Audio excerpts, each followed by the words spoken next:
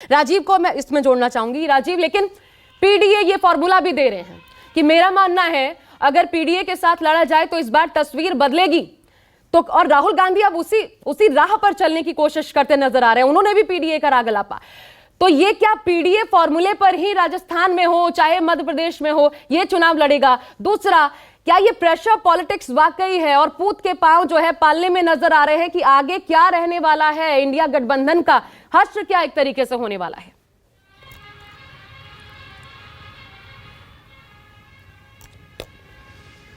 देखिए, पहली बात तो इंडिया गठबंधन के लोग कहते हैं कि वो जो गठबंधन है वो लोकसभा चुनाव के लिए, इसलिए विधानसभा चुनाव से इसका कोई लेना देना नहीं है। जहां तक बात मध्य प्रदेश और राजस्थान की है, देखिए मध्य प्रदेश के जो इलाके उत्तर प्रदेश से सटे हुए हैं वहां समाजवादी पार्टी से ज़्यादा बसपा का प्रभाव है। कमोबेश जो सटे हुए इलाके हैं उनका जातिगत समीकरण भी वही है। और अगर आप कभी की भी विधानसभा सदस्यों की संख्या देखेंगी तो सपा, मुझे लगता है 2003 को छोड़ के, तो सपा के सदस्यों की संख्या हमेशा बसपा से कम रही है। और एक विधायक जो 2018 में अखिलेश यादव का जीता था और जिसको कांग्रेस का समर्थन दिया था, वही विधायक बाद में भारतीय जनता पार्टी में शामिल हो गया। तो आज की तारीख में समाजवादी पार्टी का कोई भी विधायक मध्य प्रदेश में नहीं है।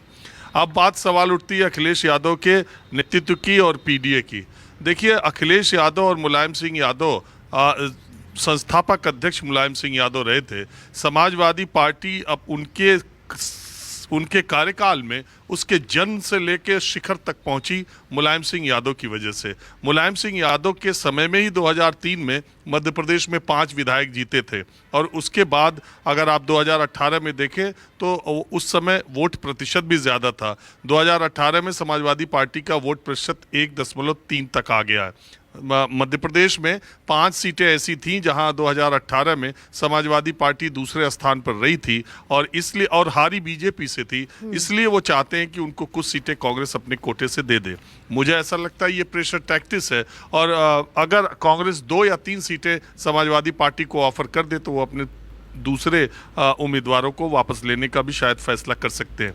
जहाँ तक गठबंधन की बात है, मुलायम सिंह ने अपने राजनीतिक करियर में समाजवादी पार्टी बनाने के बाद बीएसपी से एक बार समझौता किया चुनाव पूर्व, बाकी कमोबेश वो अपने अकेले ही लड़ते रहे।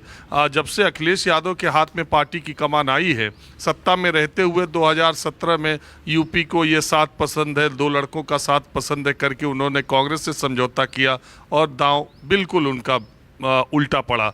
2019 में उन्होंने बीएसपी के साथ समझौता किया। बीएसपी लोकसभा में 0 थी, वो 10 पे पहुंच गई। अखिलेश यादव 5 पर थे, 5 ही पे रह गए।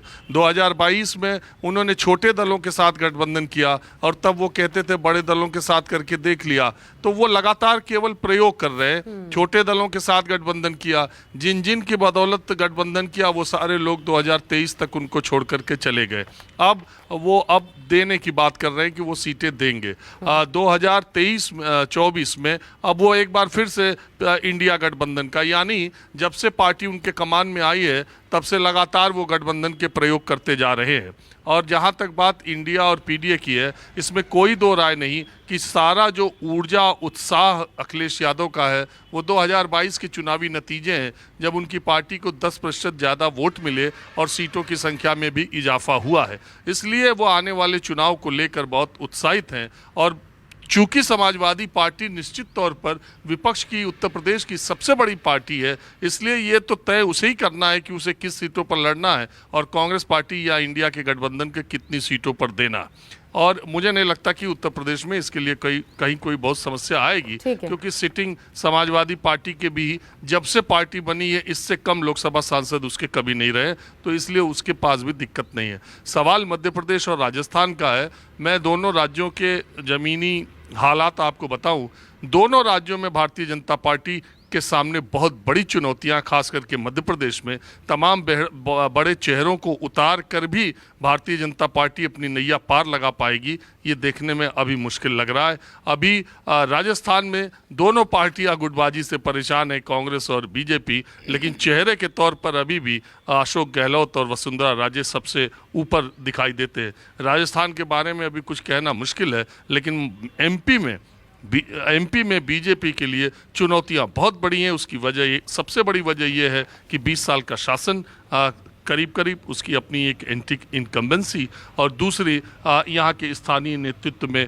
जो गुटबाजी है जिसको ख़त्म करने का केंद्रीय नेतृत्व प्रयास कर रहा है।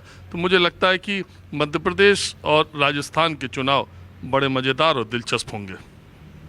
बिल्कुल दिलचस्प होंगे, और किस तरीके से या तो एकजुट होकर या बिखराव होगा, किसको किसका फायदा मिलेगा और कहां नुकसान होगा, ये तमाम चीजें होंगी। पहले भी विश्लेषण हो रहा है, बाद में भी होगा।